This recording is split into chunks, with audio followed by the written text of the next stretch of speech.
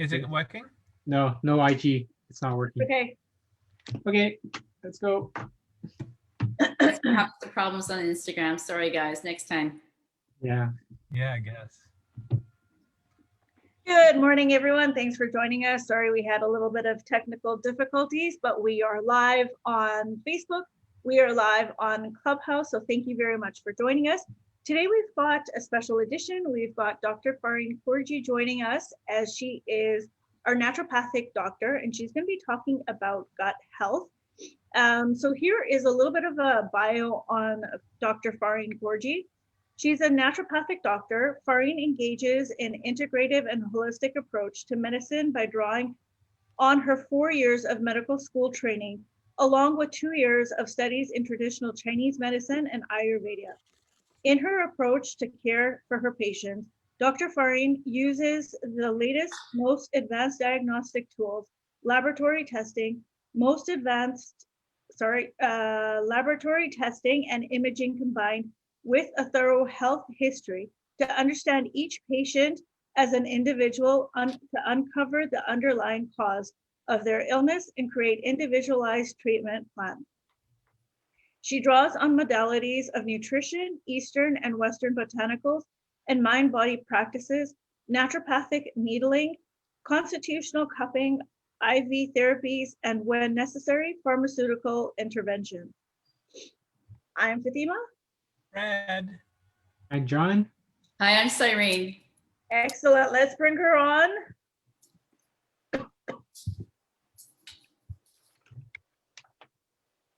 Hello. Oh, she's muted. You're muted, Dr. Fareen. Thank you. I'm so sorry. Let's try this again. How are you? Good. How are you? Thank you for joining us. Thank you for having me. It's always good to see you. It is. Yes. It is. Yes. Tell us a little bit about yourself and what you do and why you do this. So, as you mentioned, I'm a naturopathic doctor, and as a naturopathic doctor, the approach to care is a little bit different than a conventional medical doctor. Not only, most people know sort of the more natural side of medicine is using more natural alternatives over pharmaceuticals and surgery. So I use herbal medicine and homeopathic medicines. I use diet and lifestyle and mind-body practices as a big part of my practice to treat not only symptoms, but really to uncover the underlying root cause of what's going on with my patients. In conventional medicine, they are really good at treating symptoms with pharmaceuticals, and there's definitely a place for that. And of course, whenever a patient comes in, they want to feel better. But if we're not addressing the underlying root cause for that individual patient, they're not going to see the results, or they're not going to be, we're not going to actually heal the person.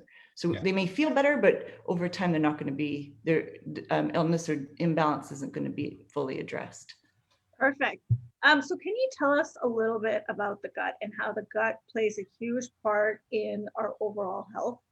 Yes, the gut has an impact on so many different systems in the body. So when we talk about the gut, maybe I'll first sort of explain what I mean when I say the gut. I'm really referring to the gastrointestinal tract. So that starts in the mouth, and it's a hollow tube that goes from the mouth all the way to the anus. And as a hollow tube, it really, it has an opening to the outside world. And so it's actually considered to be outside the body.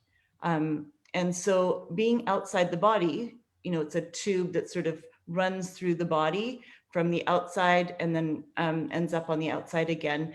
The gastrointestinal tract can come into contact with microorganisms, pathogenic microorganisms from the outside environment. And so it's really important for the gastrointestinal tract that it has a really strong immune system. And so 80% of our immune system is in our gastrointestinal tract. And that's something that a lot of people don't realize. And so when we have imbalance in the gastrointestinal tract, when we have an imbalance in the microbiome, when we have something called increased intestinal permeability, or you may know it as leaky gut, when we have pathogenic bacteria or yeast infection or a parasitic infection, that can all affect our immune system.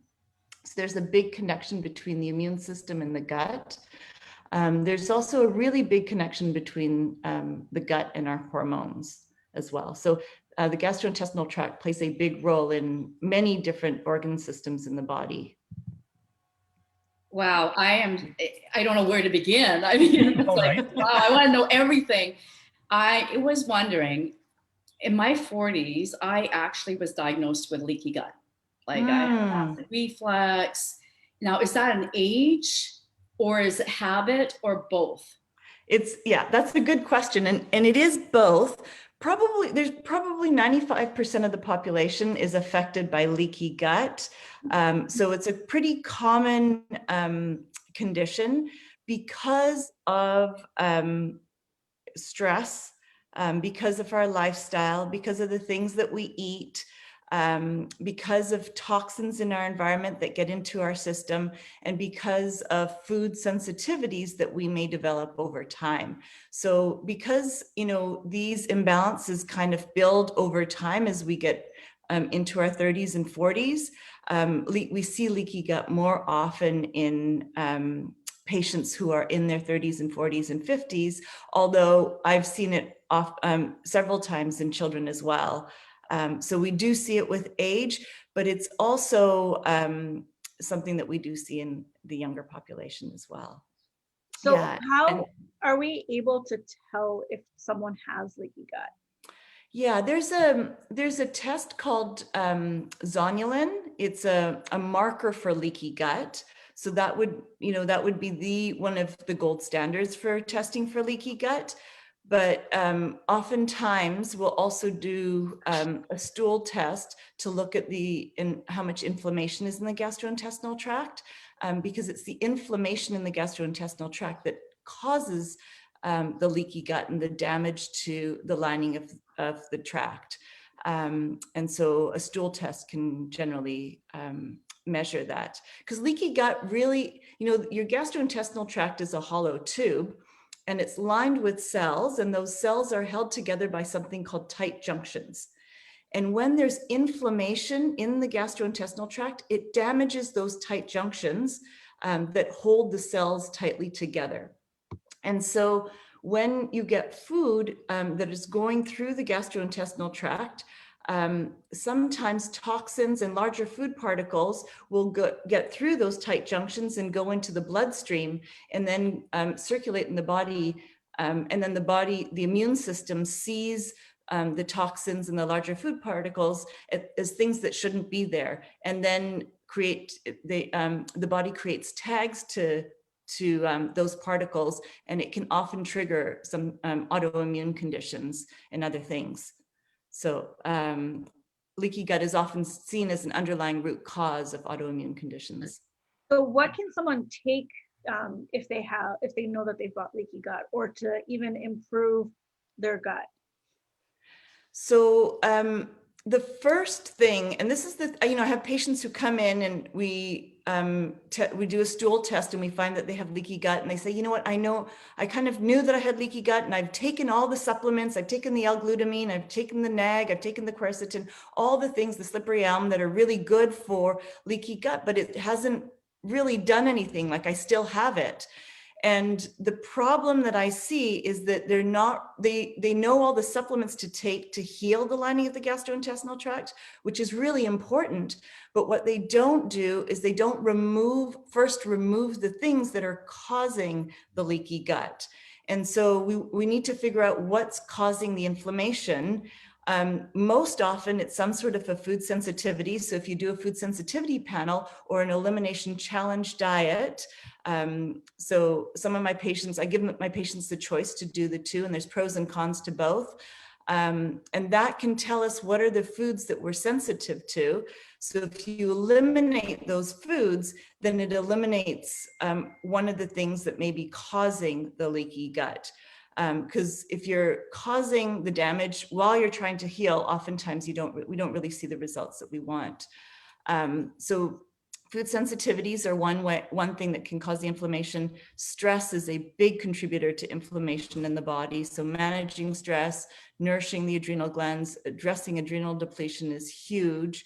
Toxin burden, so whether it's from heavy metals that may be coming from mercury in our fish or mercury amalgams in our teeth, from pollution in the air or pesticides in sort of conventionally grown fruits and vegetables, or if it's mycotoxins that are toxins that are put off by mold that we may, I know in Vancouver probably that must be a big issue with the humid climate and all the rain that you get there, but we see it here in LA a lot as well.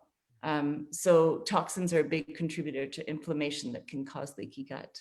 So when, like, I remember I myself, I didn't know if it was leaky gut or not, but my immune system was very compromised probably about 10 years ago.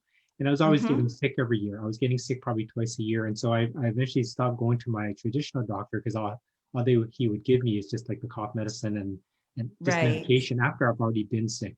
So I kind of went I went first time to a naturopath doctor who I've been seeing so I started seeing my naturopath doctor, and he did the food sensitivity test, but what he did was he did the blood draw, like the bile blood.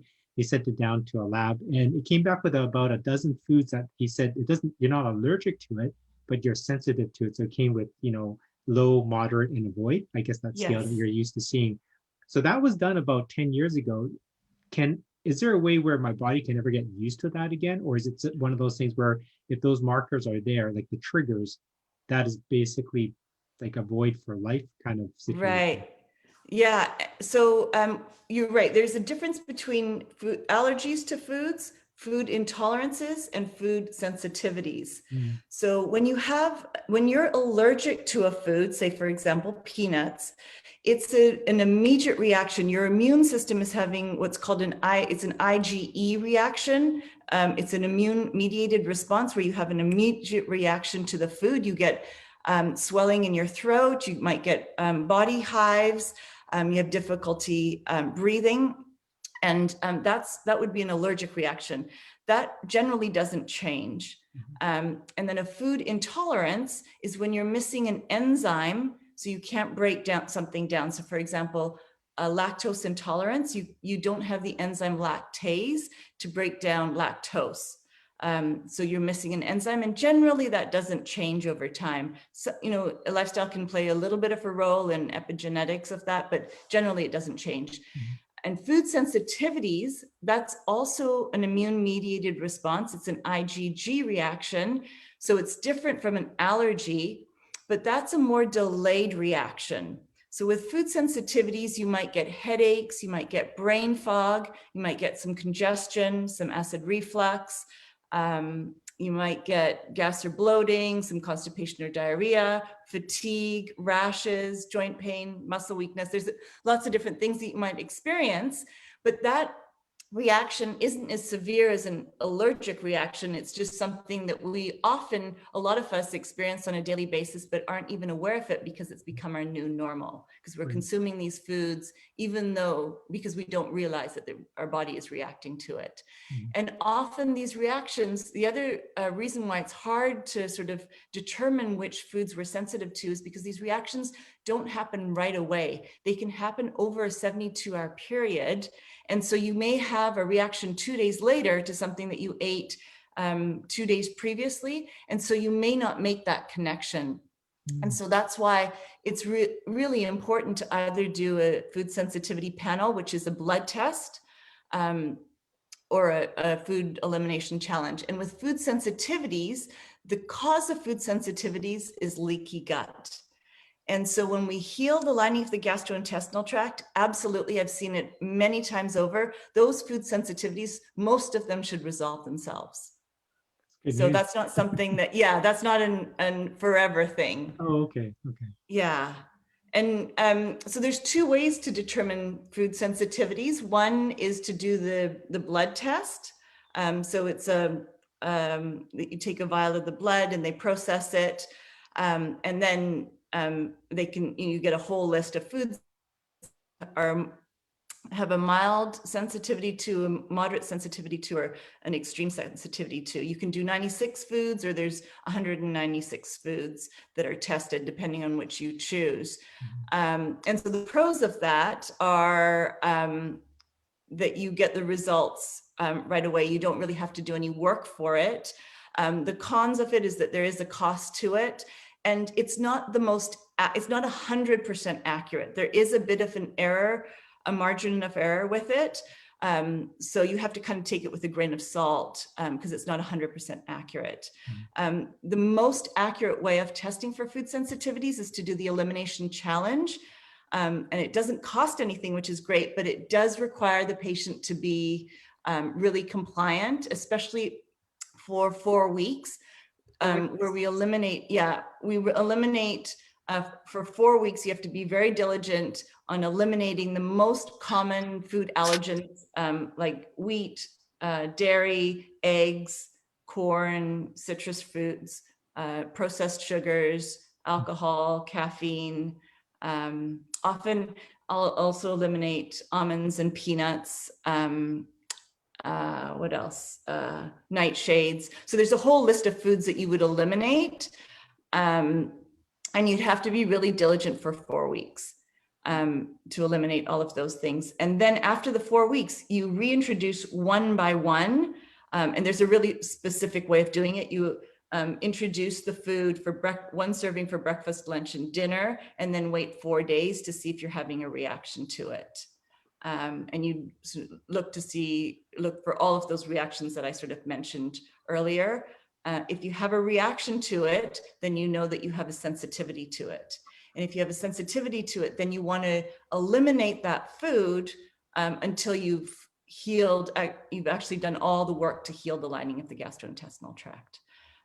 If you don't have a sensitivity to it, you can reintroduce that food for at the most 2 days a week initially, and then gradually increase it into your diet. So there's 2 different ways of measuring food sensitivities. Wow. Do you also, when you get to that point, you're after the 4 weeks, do you start adding like probiotics or fermented foods, or how? No, I don't. Yeah, I know probiotics are a really popular thing. And what we're seeing and what more and more the clinical data is showing is that when we introduce probiotics into our gastrointestinal tract, when the integrity of the lining and the health of the microbiome isn't at its best, we're seeing more and more issues like SIBO, which is small intestinal bacterial overgrowth, where you have an overgrowth of bacteria in your gastrointestinal tract that shouldn't be there. So I don't add the probiotics until I absolutely believe in probiotics and fermented foods for sure. And but I add it once the gastrointestinal tract is healed and the microbiome is balanced. But what I would do is I might add some prebiotics into the diet, because that will feed the healthy flora that's already in the gastrointestinal tract.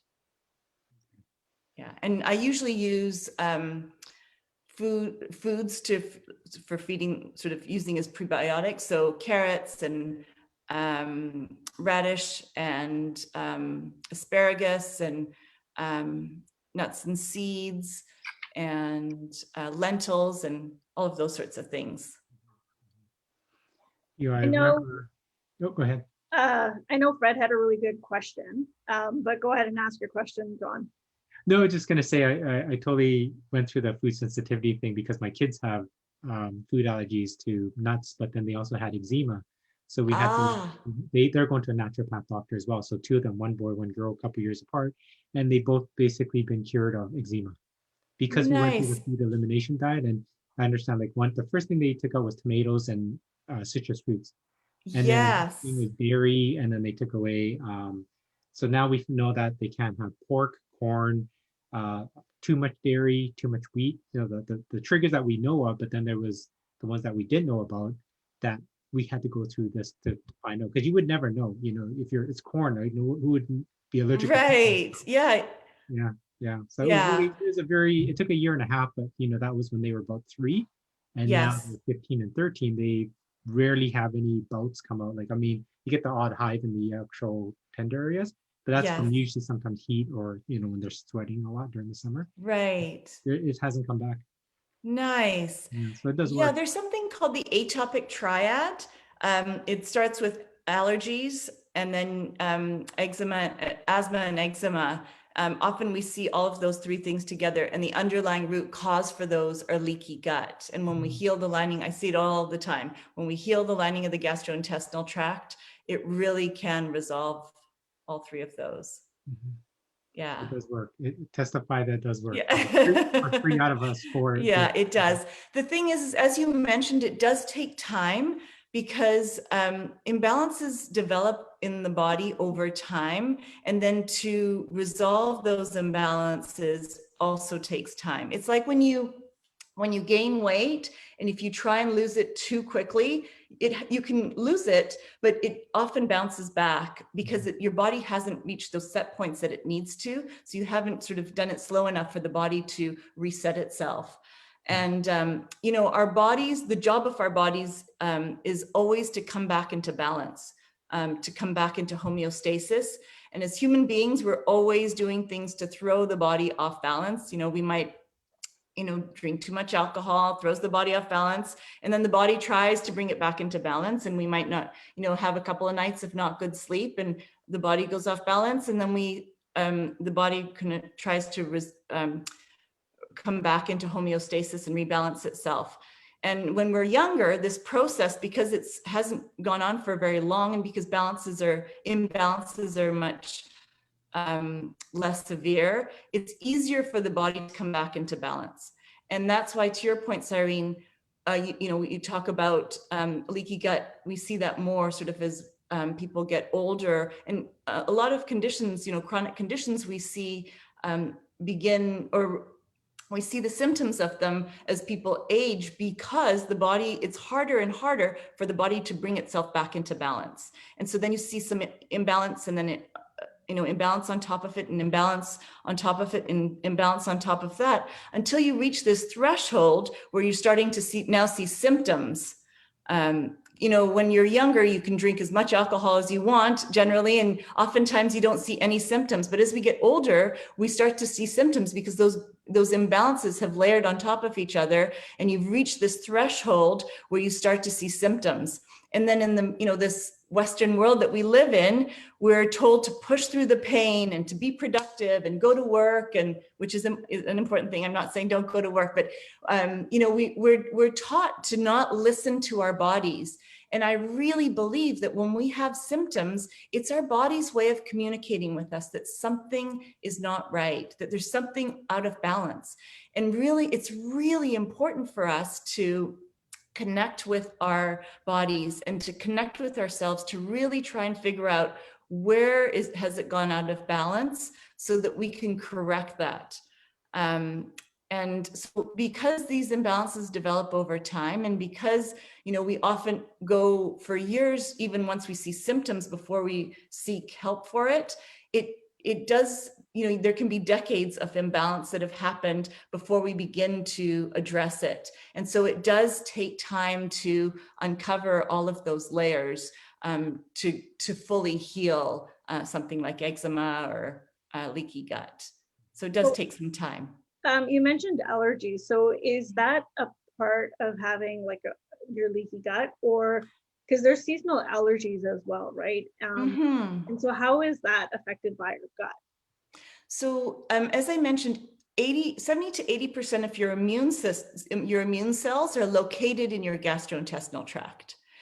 And so what allergies are an overreaction to something. So it's your immune system overreacting to, pollen or allergens in the environment.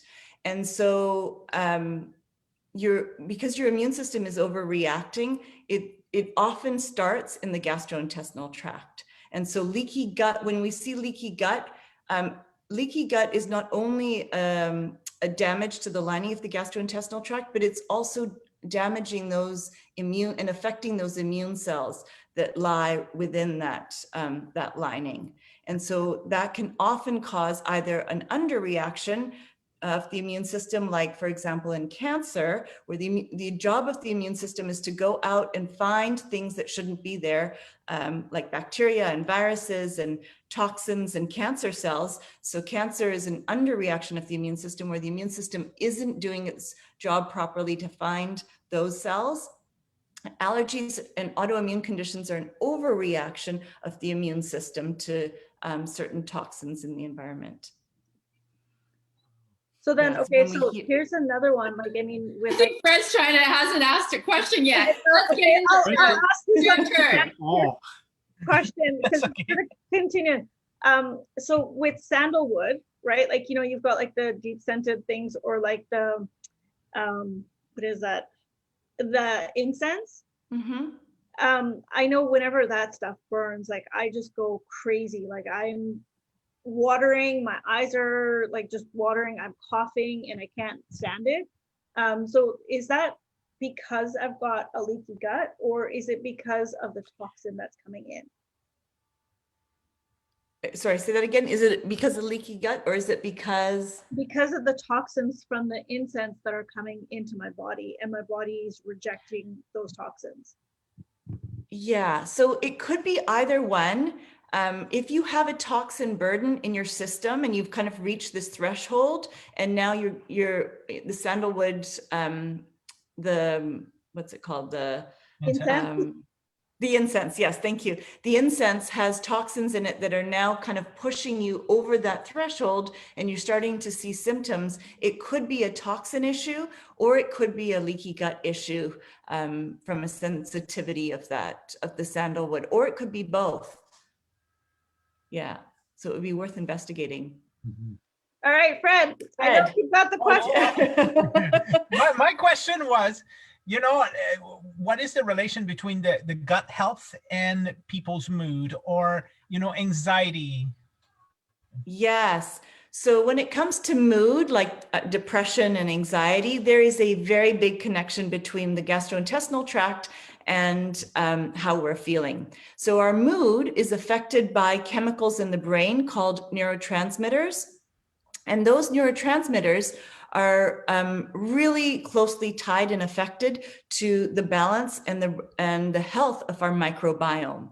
And the microbiome is a group of bacteria, viruses, fungi that live in our gastrointestinal tract. And the balance of that microbiome and the robustness of that microbiome really does impact the health of our neurotransmitters. So there's a really big connection, and it's really important to address leaky gut because that does affect the balance of our microbiome, and to balance the microbiome itself. Mhm. So from the sounds of it, everybody has leaky gut to some extent. Again, it's almost like everyone has it. It's just what are things that we may or may not, we probably don't know what are the triggers that kind of push things over that edge like we're talking about. So what's kind of Right. like the first thing to do? Because I'm probably due to get this test again, or at least some sort of Vega testing or something to find out if I have it. Because you know, everyone else here knows that I've been not feeling well. I don't know if it's food related or whatnot.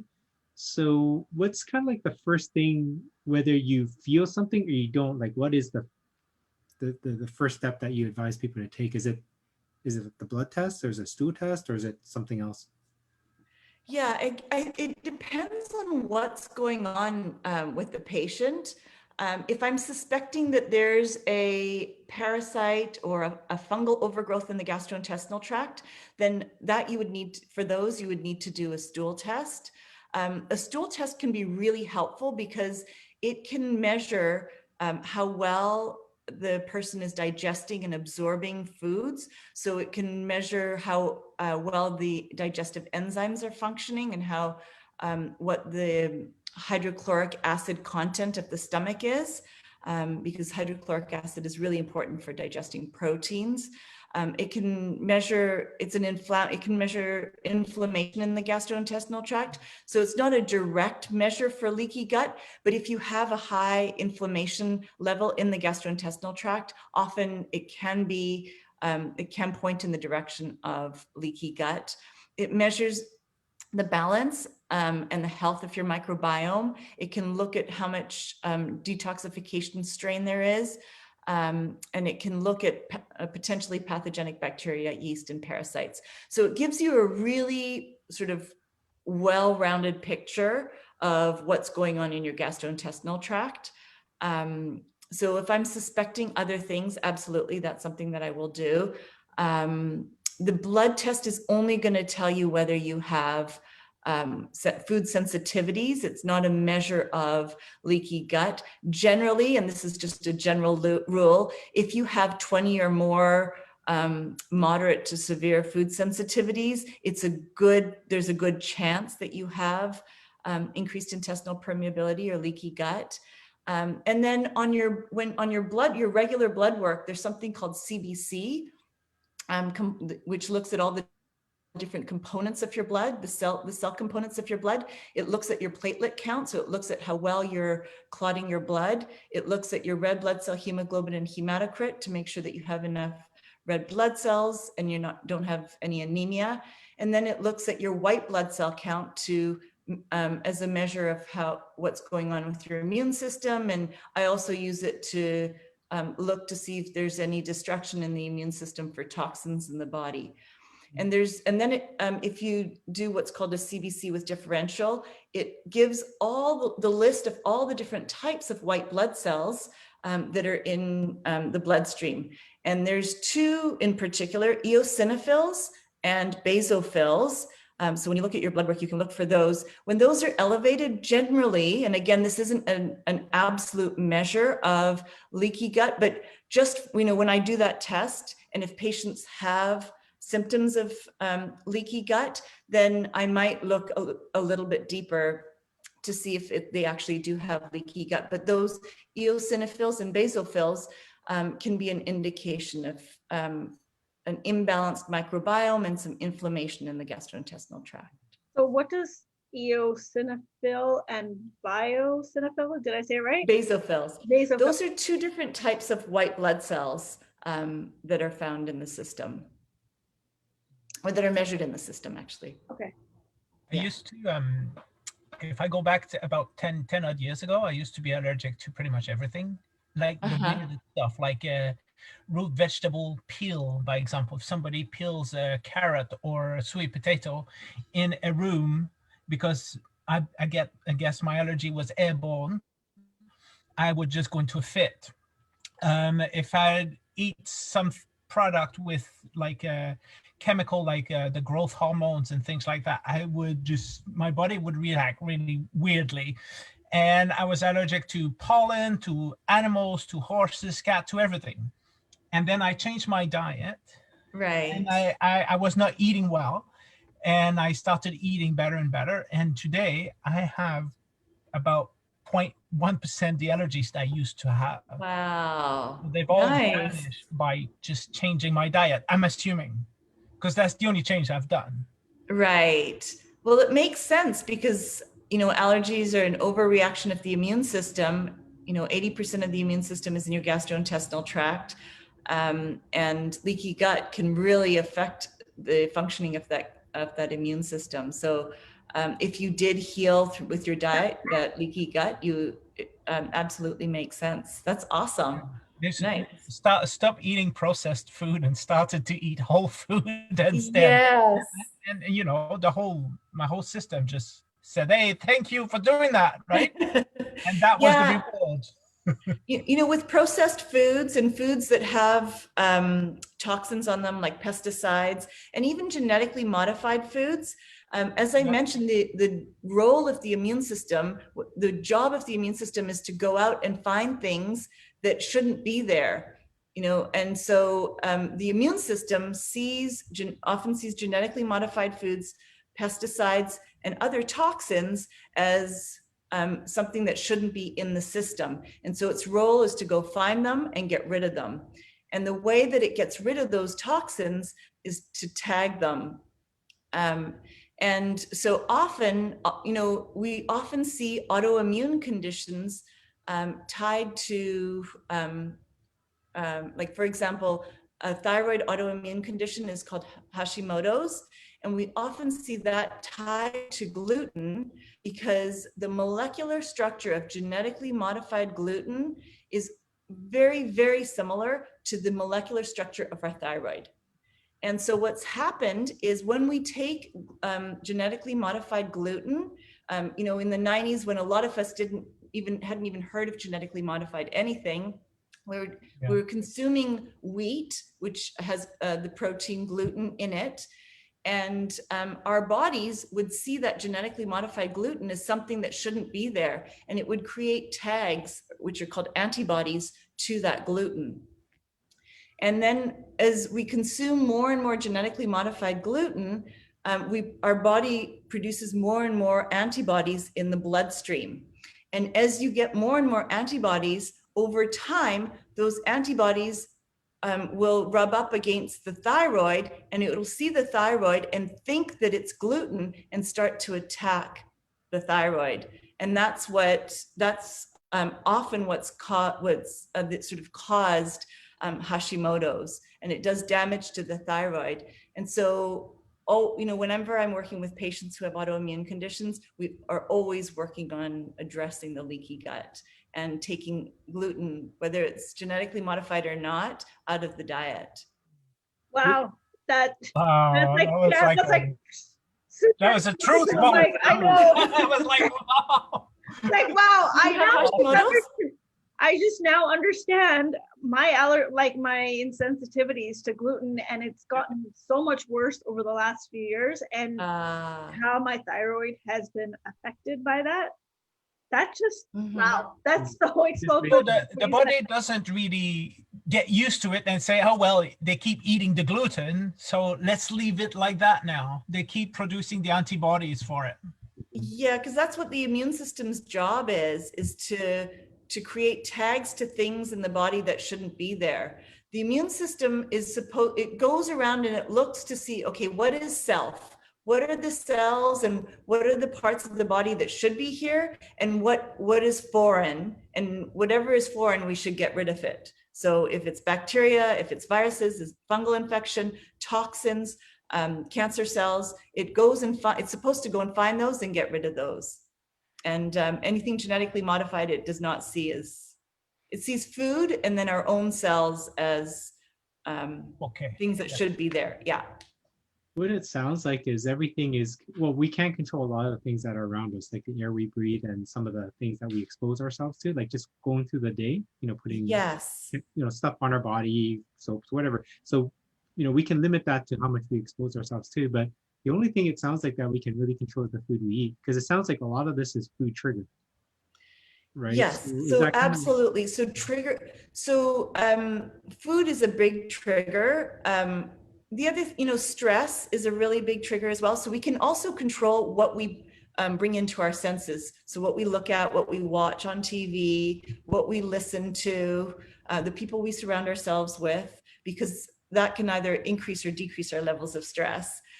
So yeah, so we can, that's something that we can affect as well. But then, our organs have for women it's 6 and for men it's 5 natural, what's called organs of elimination or emunctories, which are exit routes of toxins from the body.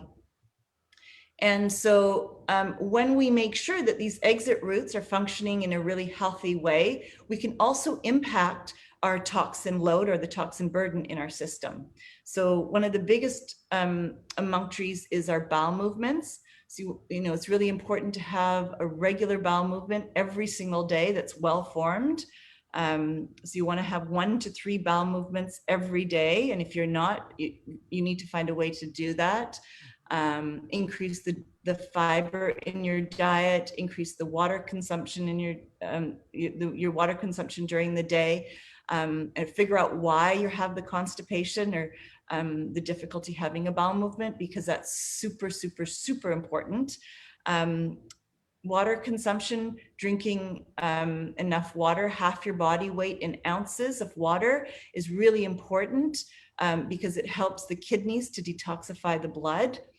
That's the second way that that's the second sort of natural route of elimination of toxins from the body. The third is our skin. So making sure that we sweat at least 2 to 3 times a week is really important, whether it's through exercise, an infrared sauna, or a hot bath. And if the hot bath, I always tell my patients to put some Epsom salts in it, because Epsom salts have magnesium in them, and that opens up the blood vessels. And then to put some bentonite clay, because that pulls out the toxins from the system. So to have a hot bath, and to take a cup of hot, either hot water or hot tea before you have the bath, because that increases your core body temperature, so that when you go into the bath, you sweat more easily. So making sure that you sweat, because our skin is our biggest organ. It's the biggest organ of the body, and a big way that we eliminate toxins. The fourth way is through breath. You know, a lot of toxin stagnation happens when we're breathing in a really shallow way, which most of us are. In one of the blood tests that I do, there's a blood test called the Complete Metabolic Panel. And one of the tests in there is carbon dioxide. And I always look at that level. I always want that level to be below 25. And for a lot of people, it's above 25. And that tells me, when it's above 25, it tells me that there's a certain level of stress and anxiety in the body. So people aren't breathing deeply enough. We should be breathing into our belly. When you see a baby breathing, you see that their belly is going up and down. But for most adults, we're breathing into our chest. That type of breathing causes a stagnation of toxins in the system. So our breath is really important. And then our emotions play a role in the way that we eliminate toxins. The emotions have an energetic quality to them. And, you know, as such, they're not really meant to be pushed down or suppressed. And in our society, even as children, we're told, don't cry, don't get upset, don't be angry. And so we're taught not to express and process in a healthy way the way that we're feeling.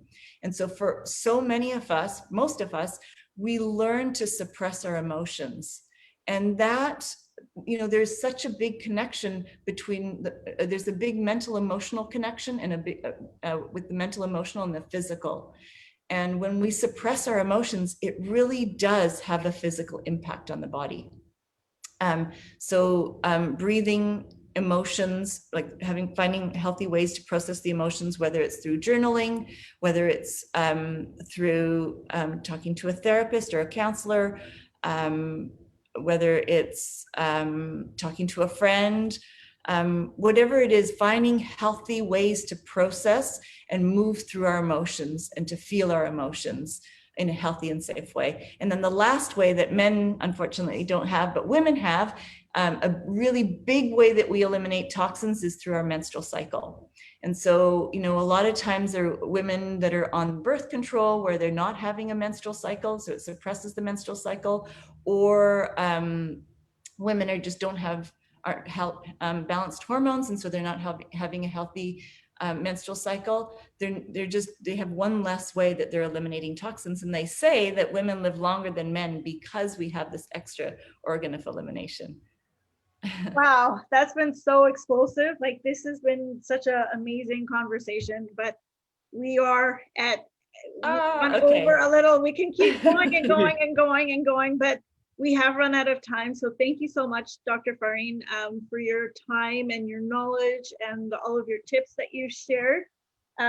So we've got upcoming, we've got on the 25th, nope, why am I, oh, there we go, the 23rd, we've got morning routines, and we've also got Safari Ari coming in for a check-in. On the 24th is our 1-year birthday. So happy, yeah. Congratulations, wow. Turn 1 on the 24th. So stay tuned, and we are drawing some prizes. So if you haven't already, please follow us on all of our platforms, the Healthy Way Vibes. On the 25th, we have Kim DeBoer, the alternative health detective coming in. So she's going to be talking about body code, emotion code, getting really deep into our emotions. So a great way to release, as Dr. Fareen just mentioned. And then on the 30th, we're going to be talking about Easter. And on the 1st, we're just confirming our guest. We will get back to you with that. Again, if you have any questions, comments, please put them below. We'd love to hear from you. Thank you for your time and thank you for joining us. Bye for now. Thank you, guys. Bye. See you guys Bye. next time. Yeah, thank you. And yes, before I forget, the next time Dr. Fareen will be on is April 9th, and we're going to be talking about liver detoxification. Wow. See you guys then. Bye. Bye. Bye.